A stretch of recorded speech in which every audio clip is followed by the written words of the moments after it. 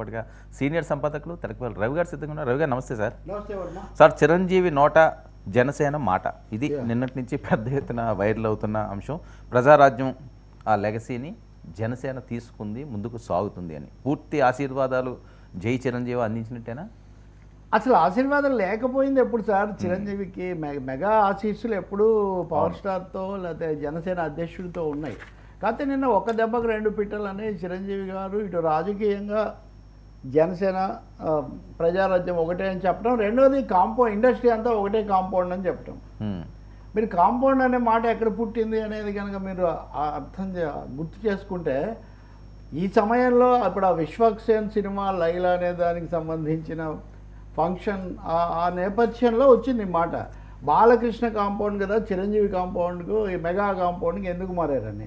నిజానికి కాంపౌండ్ అనే పదం associated more with mega compound. వాస్తవంగా మిగిలిన అంటే మొత్తం కాంపౌండ్ మాదే, ఇండస్ట్రీకి ఒకటే కాంపౌండ్, ఇంకా వేరేదేం లేదనే ఒక మాట ఆయన ఇక్కడ చెప్తున్నాడు. రెండవది, విశ్వక్సేన్ తండ్రి ఆ కరాటే రాజు అని ఆయన గతంలో ప్రజారాజ్యం తరఫున మలక్పేట నుంచి పోటీ చేసిన నేపథ్యాన్ని దృష్టిలో పెట్టుకొని ఆయన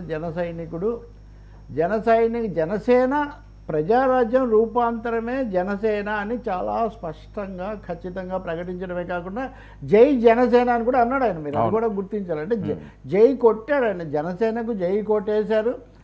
రెండవది, అదే సమయంలో మనం ఒక 2 మాసాల కిందట లేదా నెలన్నర కిందట అదే పనిగా బుర్రలు పగలగొట్టుకొని మీడియా అంతా చర్చించిన విషయం, మామాళ్ళకు సంబంధించినటువంటి విషయం, పుష్ప 2 బ్లాక్ బస్టర్ అయినందుకు నాకు గర్వంగా ఉంది అనే మాట కూడా చెప్పేశాడు ఆయన. ఇది దీని రెండో డైమెన్షన్. మూడోది ఏంటంటే, చాలా రోజులుగా ఈయన పవన్ కళ్యాణ్ జనసేన పెట్టిన కొత్తలో అన్నయ్య కాంగ్రెస్కు పార్టీని అమ్మారు ఆ మాట నేను ఉపసంహరించుకున్నా, విలీనం చేశారు కాబట్టి అది నాకు నచ్చలేదు, అన్నయ్యతోనే నేను విభేదించి బయటకు వచ్చాననే మాట ఆయన చాలా ఎక్కువగా చెప్పేవాళ్ళు.